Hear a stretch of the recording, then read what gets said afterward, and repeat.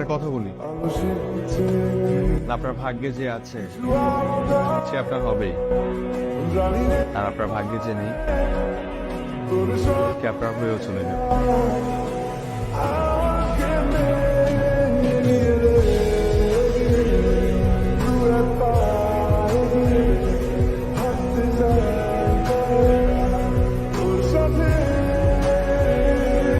এত গোলাপ?